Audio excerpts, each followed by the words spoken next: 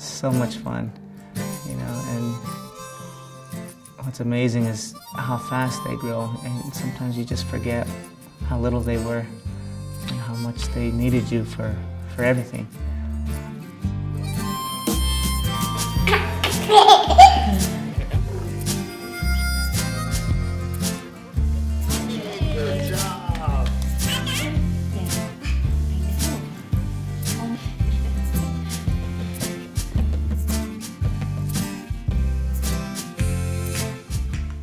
You think, oh, they can't move yet, they can't really, you know, you can hold his head up sort of, kind of, but that's about it.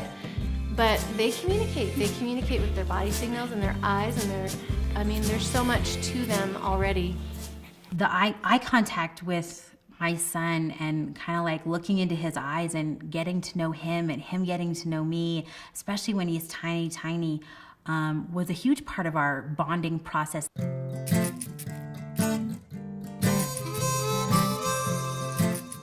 I could have easily fallen into that kind of, oh, put your baby in a crib and just let them, you know, but I feel so grateful that I got, you know, that our midwife really said, you know, hold them. Hold your baby. When they're a baby, they just need all the attention possible, and there's no way of spoiling them.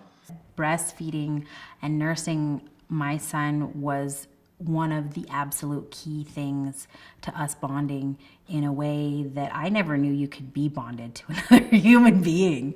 I also carried him around in a sling a lot. Y Carlos, él siempre hemos tenido una conexión muy diferente, muy especial. Yo pienso que por la leche materna, porque le di pecho casi hasta los 2 años. O sea, realmente, si debes de querer hacer lo del el amamantar. Yo realmente lo quería, sé de la importancia en todos sentidos y... You know, I was terrified about breastfeeding. I mean, of all the horror stories that I heard, I was really anxious about it, and I basically just had to, you know, not think about it until, you know, there she was in my arms, and I'm amazed at how not only, of course, it does a ton for her. I mean, she's getting good nutrition and, you know, she's calm and she's happy and she feels secure and she gets that bonding. But it's amazing what it does for the mom. I mean, it's helped me lose weight. It makes me calmer. It makes me happier. It's, you know, helped me bond with her. And It's a bond between me and him that I wouldn't trade for the world. And I'm glad that I didn't give up on breastfeeding for that.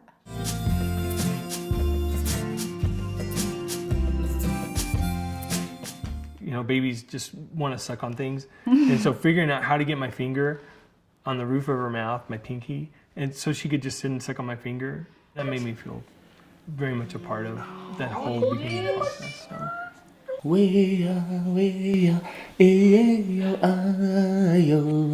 You just have to be with them and hold them and want to hold them. I think that's the biggest thing is holding them and talking to them or singing to them. That way they know your voice. Todos los bebés son muy diferentes. No es el mismo cuidado, no es lo mismo. A mi primer bebé le gusta ciertas cosas, a mi segundo bebé le gusta otras cosas. Every baby is different. So. that really, yeah, I think that's been the hardest thing, just kind of learning to trust, you know, not what you read necessarily, not but what you read. He's funny and he already has just this personality that... Los dos son muy diferentes. El primero es muy tranquilo. Mi primer bebé es muy tranquilo. Él no me molestó tanto como el segundo. Ahora el segundo sí me ha costado un poquito con él. And she's extremely rambunctious and curious. Pero no es como otros niños que nomás llora y llora y No, llora. ella casi no llora. She's very chatty also.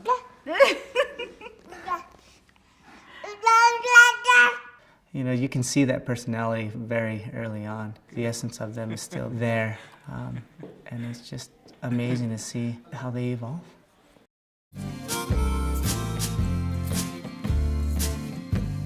The most difficult part of learning to communicate with my baby has been learning his cues.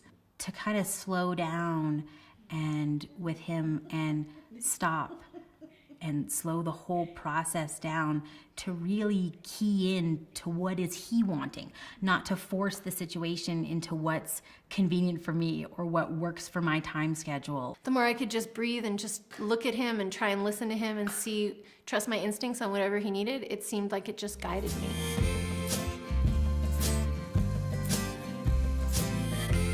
I don't think that she ever cries and just to cry, you know, you kind of go through this list of she's hungry, she's tired, she's wants to be held, she's dirty, she's yeah, you know, and o cuando llora muy recio tiene hambre o está hecha del baño ya la cambiamos.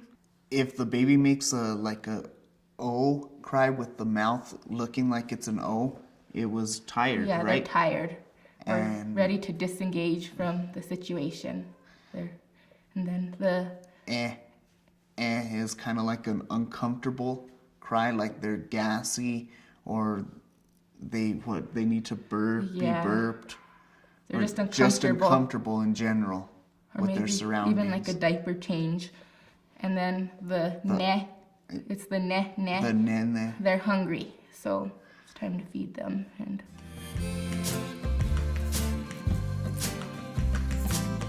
I read about baby sign language, and we do use some of the standardized signs at home. We use more, we use eat, we use all done, which I'm not sure is standardized or just kind of one that we came up with. We started the sign language when she was 2 months old, maybe? 2 months old, yeah, and we eat, more, and all through are finished. That's what we did. And she's learned those signs. But as we started to do those in repetition, I discovered that Kimo would come up with his own ways of communicating.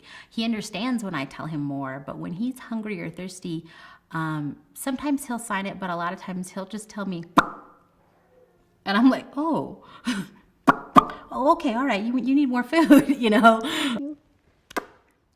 We're hungry now.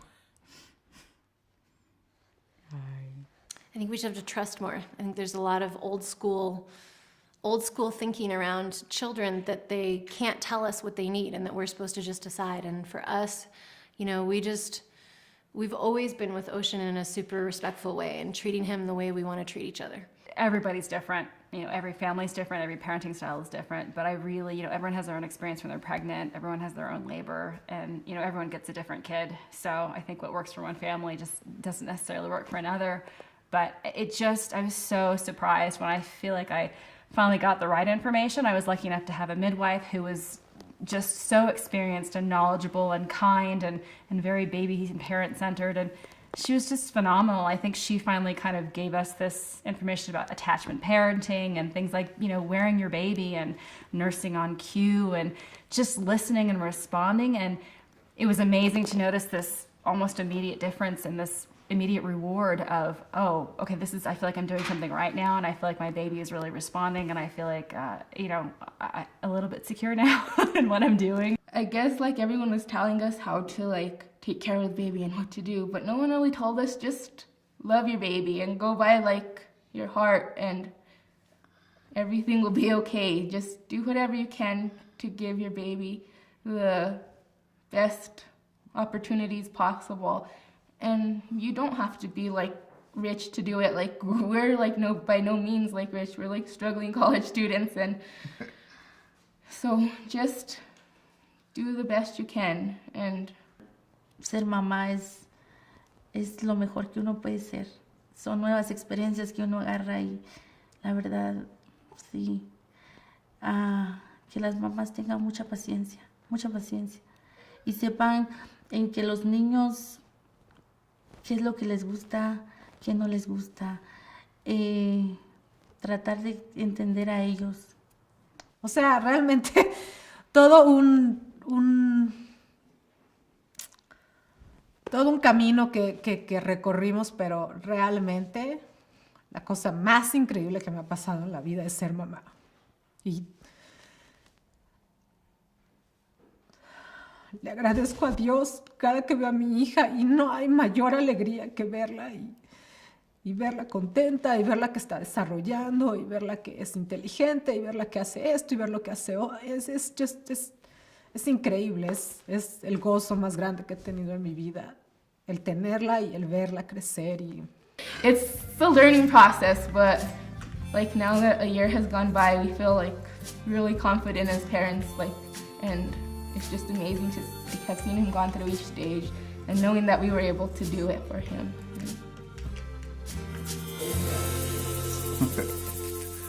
It's amazing.